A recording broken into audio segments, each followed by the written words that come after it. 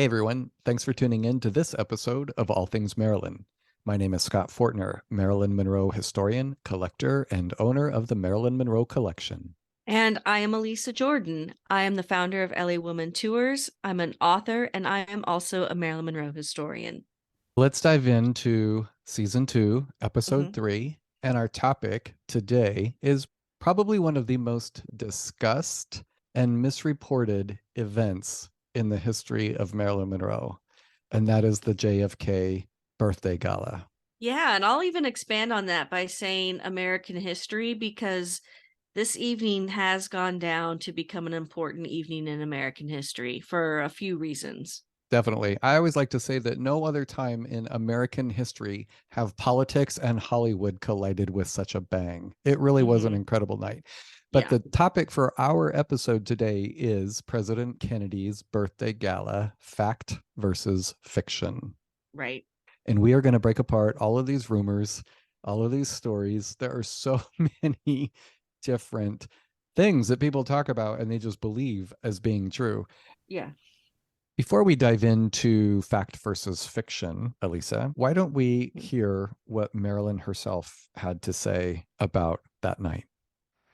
I was honored when they asked me to appear at Madison Square Garden. It was like a hush, in the whole place. Which, I thought, oh my God, if I'd been wearing a slip, I would have thought it was showing or something. There was kind of this hushed squawking. I thought, oh my God, what if no sound comes out? And then you think, my God, I'll sing this song if it's the last thing I'll ever do.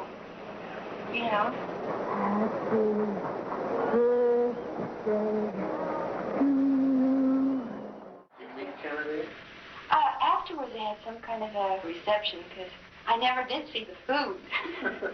But maybe that was in another part of the play. And I had met the Attorney General briefly. So it was good to see a smiling, friendly face. Marilyn's own words about Mhm. being invited to and performing at President Kennedy's birthday gala, May 19th, 1962. It's fascinating. And that is from an interview that was conducted by Richard Merriman for Life magazine. And that was the last interview that was publicized basically right at the time Marilyn died. Mhm. Incredible that that audio still exists. What'd you think of that, Elisa? I love listening to Marilyn talk about her experiences because she is so open and honest. She's always very warm and forthcoming when she speaks. So it's fun to hear her insight and her perspective on things. I think it's so incredible to think that she never saw the food at the after party. Well, to be fair, would she have eaten it anyway? Because that dress was pretty tight. It was, but I don't know. Maybe she was just letting her hair down, Yeah. because she was done and it went great. And here we are today, how many decades later, talking about this really incredible night. No one could have guessed that we would be talking about this so many years later. There are political fundraisers all the time, Yeah, but I this can't is name the another one. one. I Yeah, can't name this is the another one one. people talk about. That's And crazy. it's because she was there. Right. It's only because she was there. If she hadn't been there, I doubt anybody would even remember. Okay, Mhm. fact versus fiction. Let's dive in. Let's do this. If I am a star, the people made me a star.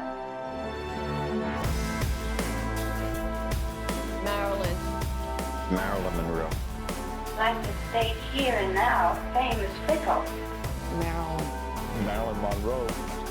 I give you the two most exciting words in the modern dictionary. Marilyn Monroe!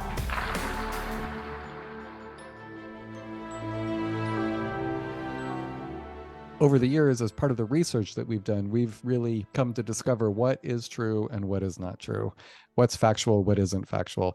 Unfortunately, a lot of the stuff that's reported about that night actually is not true. For this episode, we're going to put the facts out there and hopefully put all of the rumors and mistruths to rest. So let's dive in. Elisa, what was this birthday gala for? Was it just to celebrate Kennedy's birthday? No, it wasn't. It was a Democratic fundraiser and it took place at Madison Square Garden. As is typical for a lot of political fundraisers, you put together an event and you charge a lot of money for a ticket because the idea is you're raising money for something. So this was for the Democratic Party. They put together an evening at Madison Square Garden with a lot of big name celebrities. People paid for the privilege of seeing these celebrities, but they were also contributing to the Democratic Party. So if you were a Republican, you might not want to buy a ticket because you would be supporting the Democratic Party. Marilyn was not the headliner, although I would say in some ways she was, but we have a list of the people who performed, and it is pretty incredible. We have Peggy Lee, comedian Jack Benny, Ella Fitzgerald, who, of course, Marilyn was a big fan of, Mike Nichols, Elaine May, Harry Belafonte, Jerome Robbins, Henry Fonda, Elliot Reed, Diane Carroll, comedian Jimmy Durante, Eddie Jackson, Robert Merrill, Hal Hastings, he was the orchestra conductor, Danny Kaye, although he ended up canceling because of illness, Shirley MacLaine, Bobby Darin, the great Maria Callas, the opera singer, and Miriam Makeba. So that is quite a list. You got bang for your buck when you sure purchased did. a ticket for this. And Shirley MacLaine is still alive. So someone who performed know. at that event is still alive today and can look back. I find it really interesting that Marilyn was not the headliner, but yet she was on the marquee outside the building. It is interesting because she technically wasn't the headliner, and yet whose name did they tout? It was Marilyn's. Yeah, Right. she wasn't technically the headliner, but she sure Was the kind of draw. was. Yeah. So the marquee read, "Best thing today is here." And it was spelled Hear. "Best thing today is here, John F. Kennedy." "Second best thing is here," spelled Here, Marilyn Monroe. Kind of interesting to know that she wasn't really touted as the headliner, but yet she was on the marquee. So people knew she was going to be there. And of course, this was a televised event across the entire country. People saw this. It just goes to show the power of Marilyn and how popular she really was, even in 1962, because I know some people like to say her last couple of movies hadn't done very well and she was concerned. And there is truth to that. Her last couple of movies hadn't done very well, but the public still loved Marilyn. Even though her name was on the marquee, she had to buy a ticket. And she didn't buy just one ticket, she bought 5. At $1,000 a piece. $1,000 a piece. So that was an enormous sum of money. Who did she take with her? She brought as her plus one Isidore Miller, who was her former father-in-law. It's interesting that we're covering this now because we've been talking a lot about Marilyn's biological father, Stan Gifford, and we just interviewed his granddaughter, Francine. But she did not have a relationship with Stan Gifford. She still maintained a relationship with her former father-in-law, Isidore Miller, and she called him Dad. Yeah. And she would still write letters to him, "Dear Dad," even though she and Arthur were divorced. And Isidore Miller considered her one of his own. He would write back to her, "Dear Marilyn," and then he would sign it, "Love, Dad." And when she passed away, just a couple months later, he was quoted in a newspaper as saying he felt like he had lost one of his own children. I love that she brought him to this event. Mrs. Miller had passed away recently. They had been married a very long time. So to cheer him up at her own expense, she flew Isidore to New York and brought him along for this very special evening. So that was one of the tickets. Another one of the tickets was Pat Newcomb, who was her press agent and close friend. And then there is a letter that indicates she bought tickets for Arthur Miller's aunt. And uncle, I'm assuming. When I was going through the files, which I've been doing for several years now for Julian's Auctions, all of Marilyn's personal archives, I found a letter that was dated May 29th, 1962 from a woman named Blanche Newbart, who is Arthur Miller's aunt.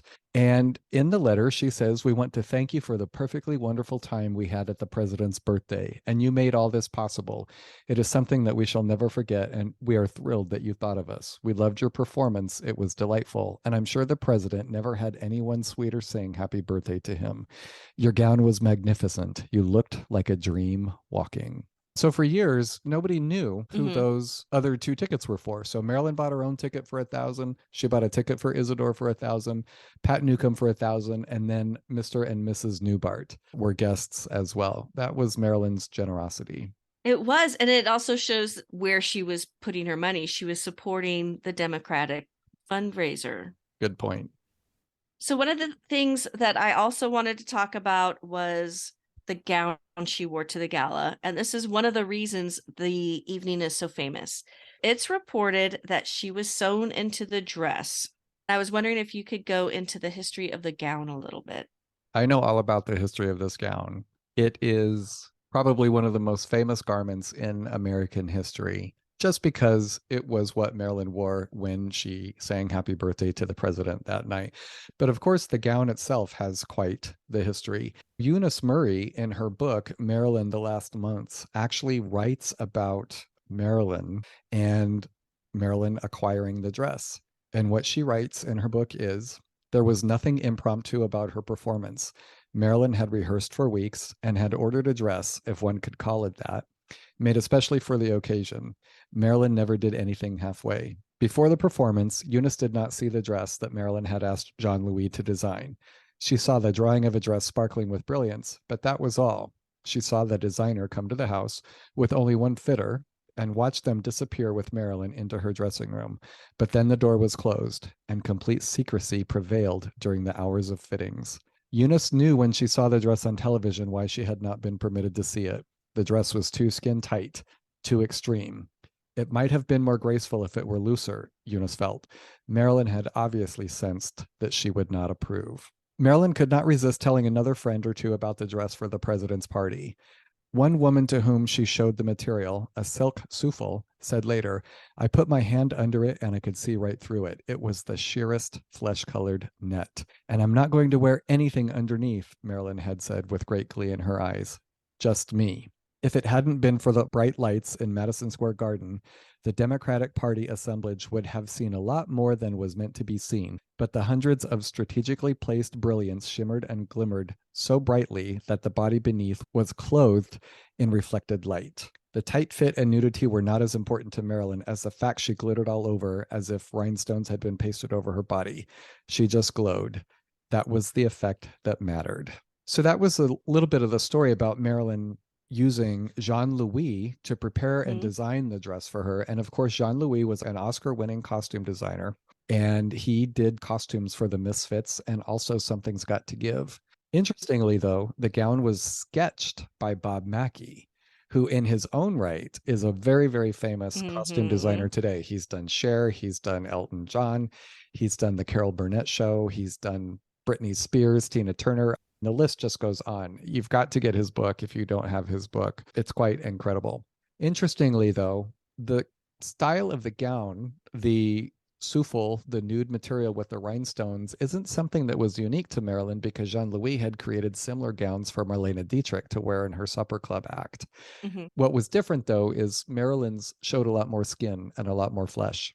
Marlene Dietrich's dress gave a similar illusion, but it was long sleeved and it went up to her neck. Whereas Marilyn's was different because she had a scoop neck and it was sleeveless and it was practically backless. It was. So in that right. regard, it was very different than Marlene's. Very different.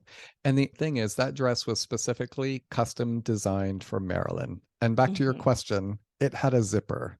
And so I don't know why anybody would need to be sewn into a garment that was custom made for them and it had a zipper.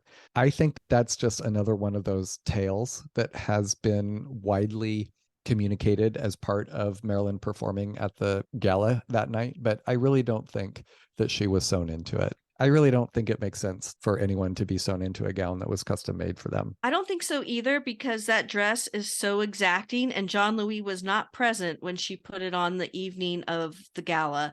I don't think he would have left that to chance. Exactly. It fit her perfectly. It fit her like a glove. I'm going to share some information that is not widely known and is not public, and it's the actual cost of the gown. Christie's in the 1999 auction inaccurately reported that Marilyn had paid $12,000 for the gown back in 1962. That was an enormous sum of money. But there are receipts that show exactly how much Marilyn paid. And then I purchased Marilyn's financial accounting documents for all of 1962, January through August of 1962. And it has in those accounting documents everything that she spent money on, everything. So we have the total price of the gown plus the cost of applying all of the rhinestones. The gown itself, the labor and material was $1,027.36. The cost of the rhinestones, which were separate from the actual gown, were $321.89.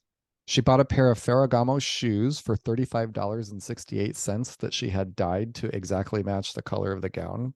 Tax was $55.40. And so all of the materials and the labor to construct the gown were $1,440.33. Now, the cost of the beads being applied to the gown, that was $988.50. So the total price that Marilyn paid for the gown in 1962 was $2,428.83. That includes everything, the shoes, the gowns, the construction, and having the beads and the crystals applied. Incredibly, with inflation, the cost of the gown today would be $24,459. So that's pretty astonishing. And isn't it interesting that the cost of the beads being applied is almost as much as the material and labor costs? Yeah, it really is incredible. But it took over 2 weeks to apply all of those crystals to the gown. And Eunice writes in her book that the seamstress that was working on applying the crystals actually had to relocate quite a few of them because it was too bulky around the waist. And so she had to go through and remove those and apply them elsewhere.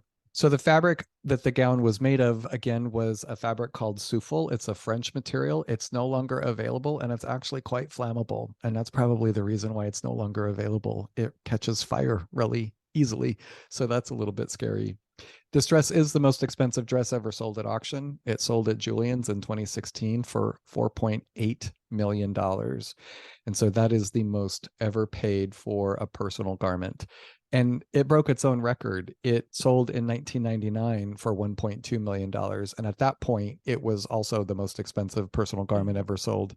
Prior to that, it was Princess Diana's velvet blue dress that she wore to a White House dinner. It's the same dress she was wearing when she danced with John Travolta.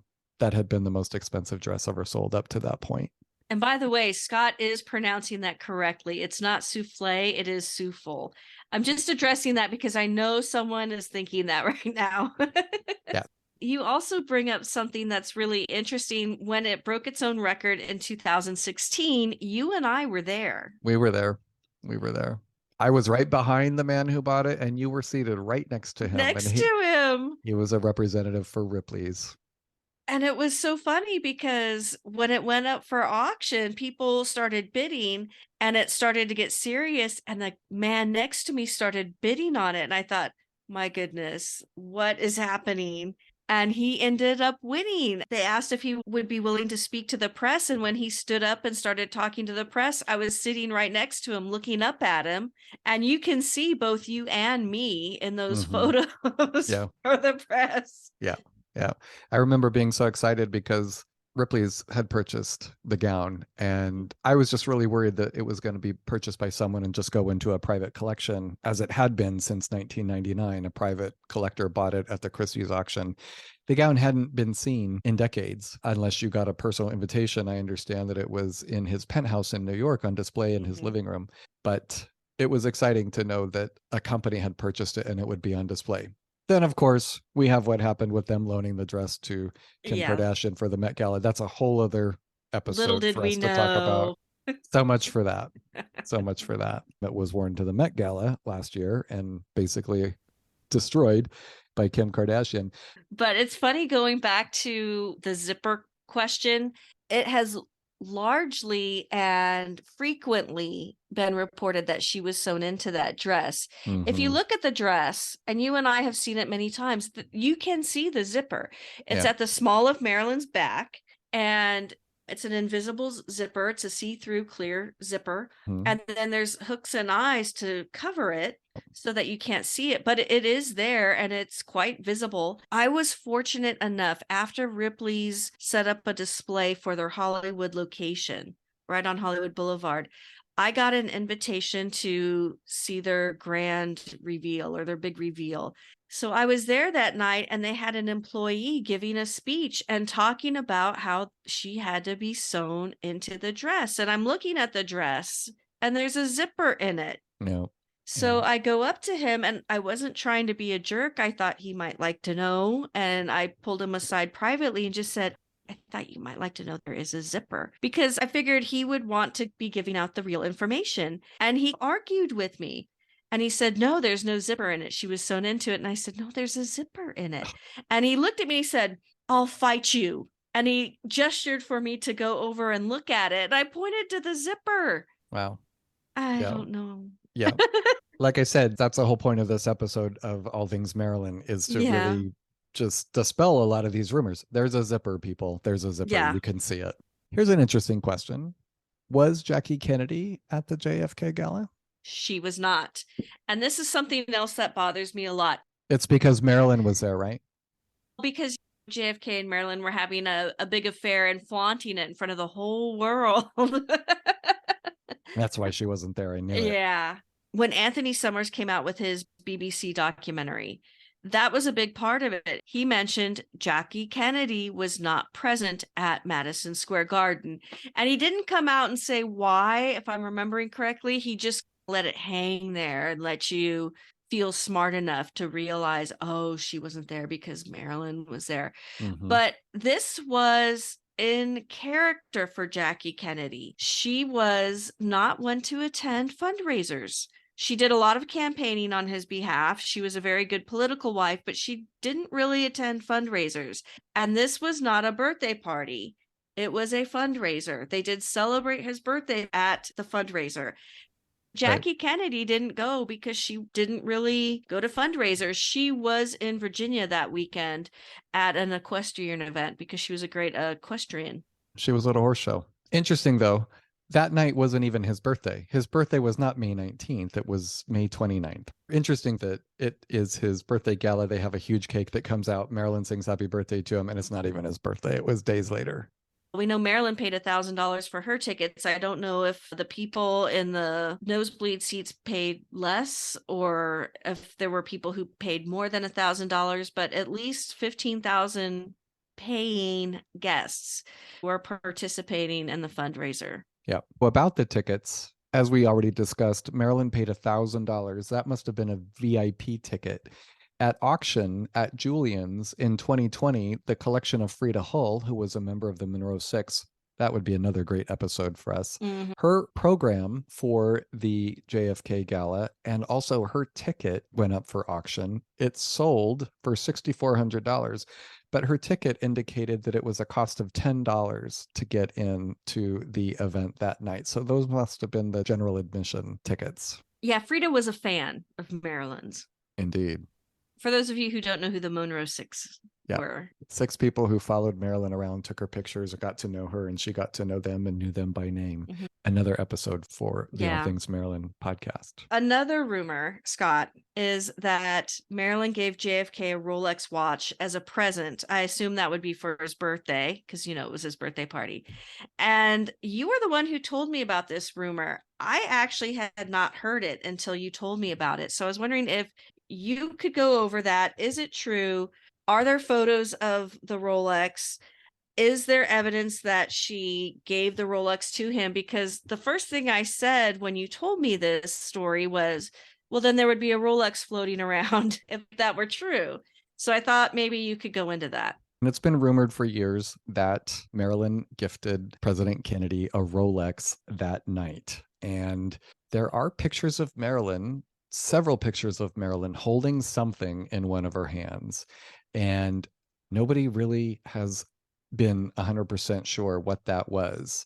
Here's the deal. Rolexes, as most people know, are very high-end Swiss-made watches, and they're all handmade, and each one of them comes with a unique identifying number. There was a Rolex floating around. About this particular watch, it sold at auction in 2005, October 18th, for $120,000.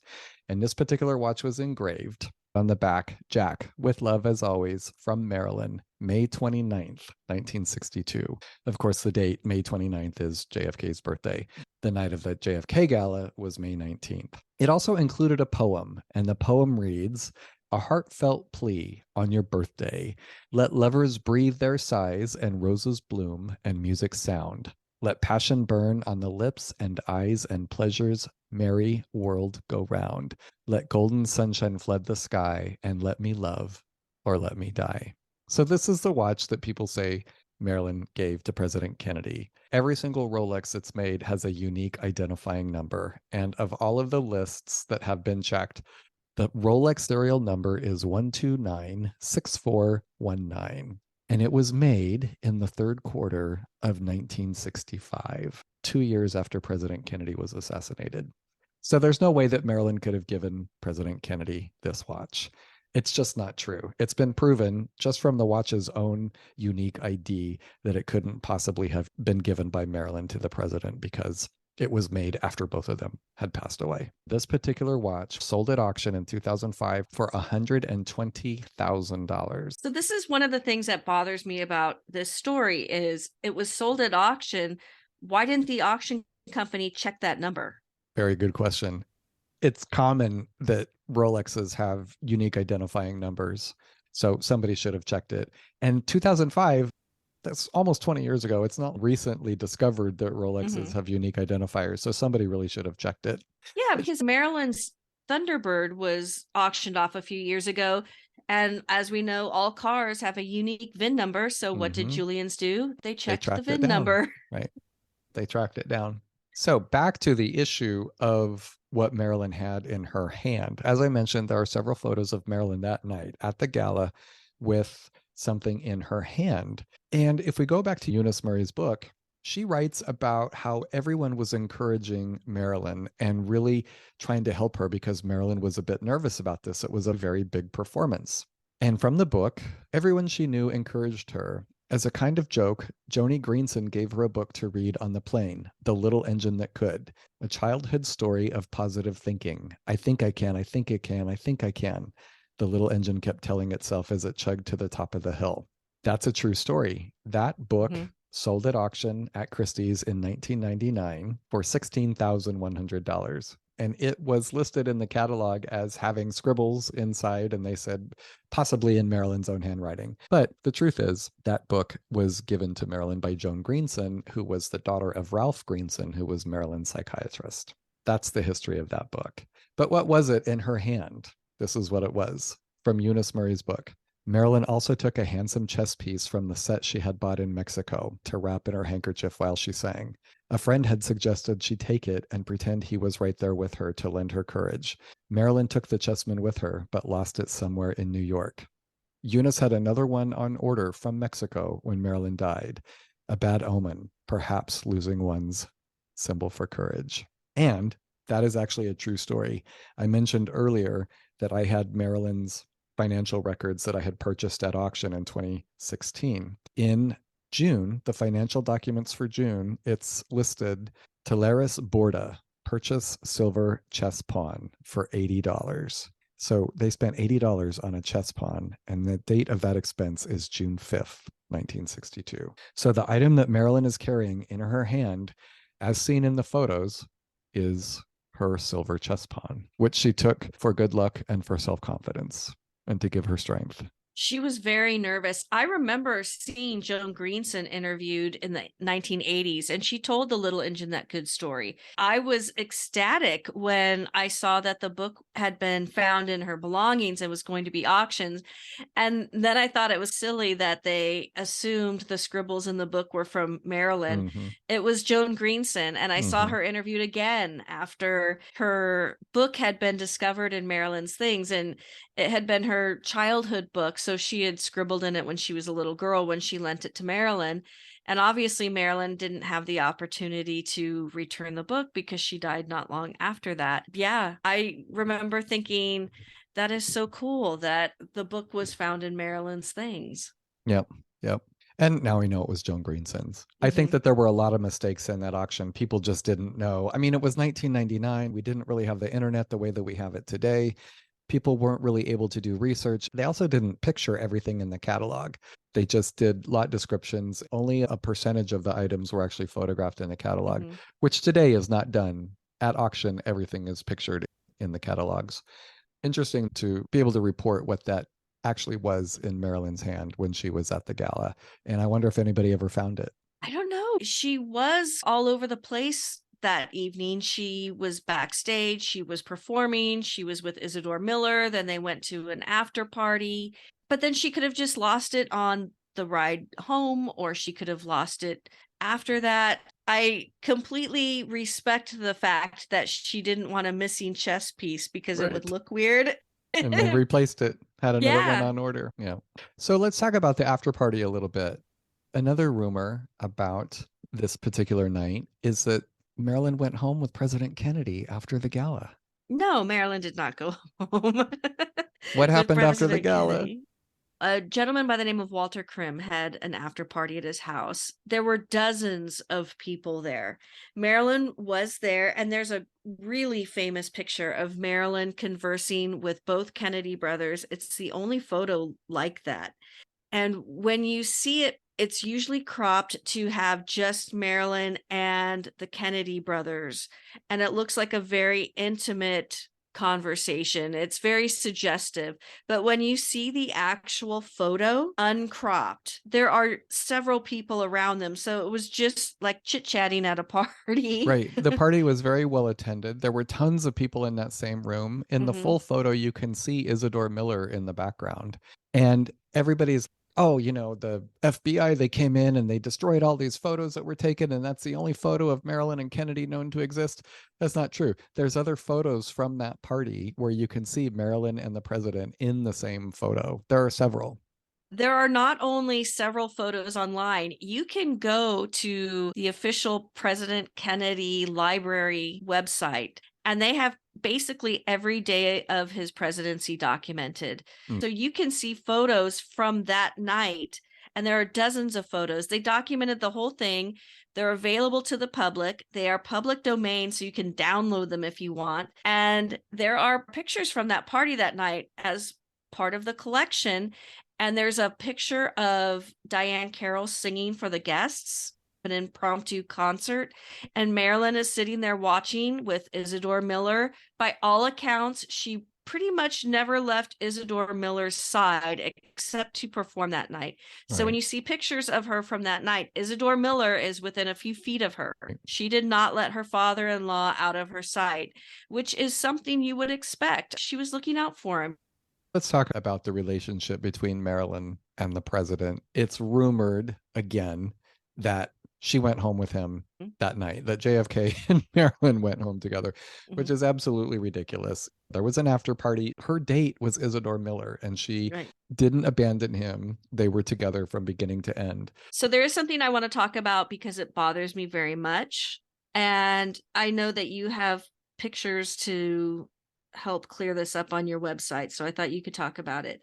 There are persistent rumors that Marilyn was drunk during her performance. Now, we know she was nervous, but we also know how she was coping with that. She had some pretty good coping mechanisms. She used the Little Engine That Could book, and she also had the chess piece. So I was hoping you could talk a little bit about the drunk rumors. Yeah, that's another rumor that's just not true. The truth is, Marilyn performed the song exactly the way that she wanted to perform it. She wasn't drunk. She wasn't high. Another rumor is she got lost on her way to the stage and she was out of breath because she was running around backstage trying to find where to go on. Ridiculous. The truth is, she rehearsed the song that way. Another book that I wanted to read from is the Susan Strasberg book, Marilyn and Me, which is actually a very good book. And I would recommend this to any Marilyn fan, anybody interested in learning about their direct relationship. But what Susan wrote was about her mother just coming back from visiting Marilyn at Marilyn's apartment. She wrote, "Mother was a wreck when she got home from the rehearsal at Marilyn's apartment. It keeps getting sexier and sexier. If she doesn't stop, it will be a parody. Richard Adler was crazed. He made Peter Lawford call the president, who just laughed and said, 'Great.' 'What did you say?' I asked. 'Mom, why didn't you tell her the truth?' She looked chastised. She didn't want to hear it. She's determined to do it sexy. How else can I top everybody else? Marilyn said. There's nothing anyone can tell her about this except maybe your father, but he won't because it's not important enough to him. They'll probably blame me. Maybe they'll love it. It goes on to say that Marilyn had worn out 3 pianists rehearsing for this song. She'd sung it in the bathtub, on the plane, night and day. So the truth is, Marilyn rehearsed it.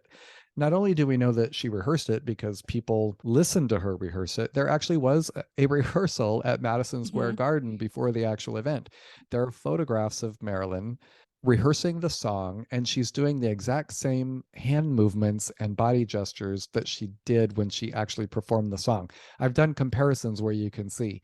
So she performed the song exactly the way that she wanted to, and she rehearsed it. And one of the things I just love is the fact that I own the green Pucci blouse that she was wearing when she was on stage while she was rehearsing for her performance of Happy Birthday, Mr. President for President Kennedy. And I've never been able to nail down the date of the rehearsal. I don't know if it's the day before or the day of, but it just blows my mind that she could have taken that blouse off. And the next thing that she put on was the Happy Birthday, Mr. President dress to head to the gala. Fascinating. But the truth is, that's exactly the way that she wanted to perform it. She wanted to perform it the only way that Marilyn Monroe would perform it. See, and I have a theory, and I know you and I see things a little differently. I think she was adding a little bit of Marlene Dietrich in there. Her dress was inspired by, at least a little bit, Marlene Dietrich's nightclub act. And Marlene Dietrich was known for having these sexy performances with a deep, husky voice. And I can't help but wonder if she was doing a little bit of Marlene that night. That might not be true, but I think it's quite possible, because if you watch the performance, she does a very dramatic pause here and there, and she has a deeper than her normal singing voice. And the audience would have been familiar with Marlene's cabaret act. It was very popular, and you can hear the audience laughing. So I wondered, and this is me talking, I'm not saying this is fact, I'm wondering if she meant it to be a comedic sexy performance. Just a thought that I'm throwing out there. Comedic in that dress? It could be. If she's doing an impersonation of Marlene Dietrich, she loved Marlene Dietrich, and Marlene Dietrich loved her. It's not out of the realm of possibility. Again, I'm not saying this is fact.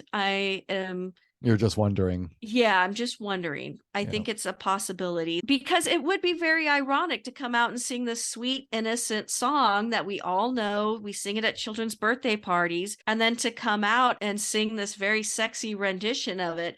Marilyn did have a pretty wicked sense of humor. She was very funny in real life and very witty. So I'm wondering if she thought it would be funny to sing this happy, innocent little song in a very sexy way. And then she breaks into Thanks for the Memories with modified lyrics. And she goes into her regular singing voice that sounds much more like her. And she's much more bubbly in that. So she picks up the pace a little bit there. Yeah, that's just my take. And again, I'm not stating this as fact. It's just something to look at. Let's leave it up to our listeners to decide. Feel free to comment in the comments section if you think it was a Marlene Dietrich spoof. Let's see what people say. This is something else that was actually in the news last year. And I have to be honest here, I didn't think this would ever be a point of contention.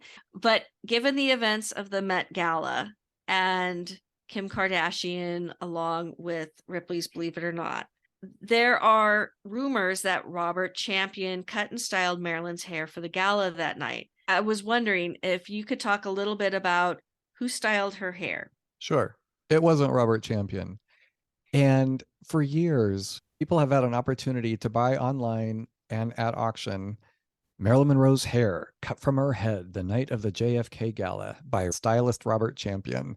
I have no idea who started this, but Robert Champion did not cut or style Marilyn's hair at the JFK Gala. Was Robert Champion there? Yes, he was there. He did Maria Callas's hair, not Marilyn's.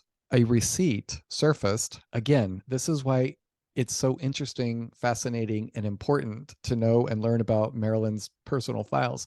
A receipt surfaced that actually verifies it was Mr. Kenneth who did Marilyn's hair. This receipt is for services provided on May 18th and 19th, 1962. So it was Kenneth, and it's well documented that Kenneth had been doing Marilyn's hair for a while. There are photos of them together. Kenneth is listed in Marilyn Monroe's address books, both of them, which I own from 1962. Here's what's really interesting about this particular topic. When you look at Robert Champion's book that he wrote and read about the President Kennedy Gala, even Robert Champion doesn't say that he did Marilyn's hair that night. He never comes out and says it. So basically, somebody saw a picture of them together, cut a huge swatch of blonde hair, and has been selling that for quite some time, saying that it's Marilyn Monroe's hair and it was cut from her head the night of the JFK Gala. And it wasn't. There's no evidence to prove or to verify or document that Robert Champion cut Marilyn's hair that night. And so this relates to the Kim Kardashian issue, because personnel and staff at Ripley's, as a gift to Kim, gave her a lock of Marilyn Monroe's hair that they say came from Robert Champion. So when I publicized that there was actually a receipt, that hair couldn't have been real because Robert Champion actually didn't cut her hair, it was Mr. Kenneth, they came back and said, oh, we didn't give her a lock of hair from Robert Champion. We own several locks of Marilyn's hair. We gave her a lock of hair from a different lock of hair that we have.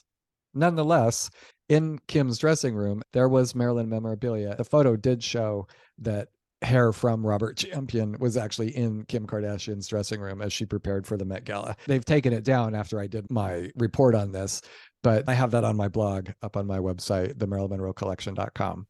So the truth is, Robert Champion did not do Marilyn Monroe's hair for the JFK birthday gala. It was Mr. Kenneth who did her hair that night. And he did one of those bouffants that were really popular at the time. Yes. There are several stylists who said that they did Marilyn's hair that night. Mickey Song is another one who said, oh yeah, I'm the one who did Marilyn's hair for the JFK gala. It was Mr. Kenneth who did Marilyn's hair. It's really interesting how people try to attach themselves to Marilyn just to be part of that stardom. Well, and there was no way they could have known that 60 years later, right, we would be going through Marilyn's files and trying to match up these dates with certain people, and that Marilyn would have saved every receipt ever. If she hadn't done that, we might be saying, did Mr. Kenneth do her hair? Did Maybe. Robert Champion do her hair? Yeah, Robert Champion was there. There's photos of them together. He was there. We don't have to guess. We know. Yeah. But I think what's really telling, obviously, number one, the receipt, and number two, even Champion doesn't say that he did Marilyn's hair that night. He says that he touched up Marilyn's makeup that night at the gala. I'm not even sure I buy that, though, because Marie Irvine was the person who did Marilyn's makeup that night. She's actually still alive, from what I understand. Aaron Parsons and I have talked about this. And she says that she did Marilyn's makeup. And so she allegedly was there that night. I would think if she was there, why would somebody else be touching up her makeup? I don't know. That one I'm not really 100% sure about, but there is documented evidence in the form of a receipt from Marie Irvine that she did Marilyn's makeup for the JFK Gala. And you can tell that this was taking place on the East Coast, because had it been on the West Coast, it would have been Whitey Snyder, Marilyn's regular makeup man. Exactly. Who did her makeup from beginning to end, literally.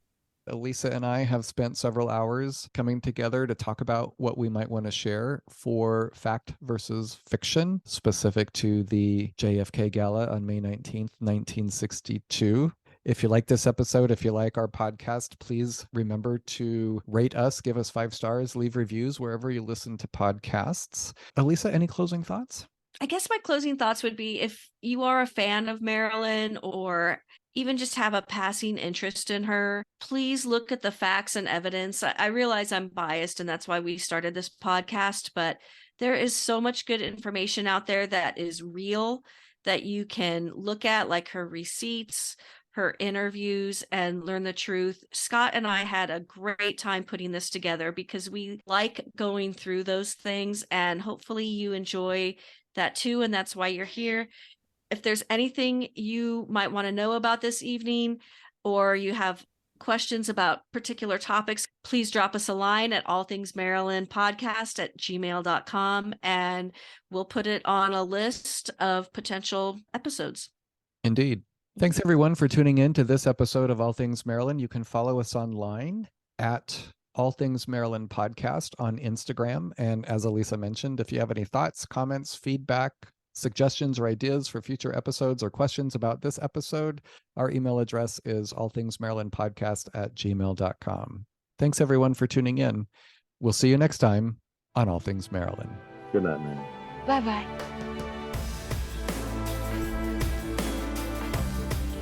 You loved on the screen, and that's the one thing that survived, you know.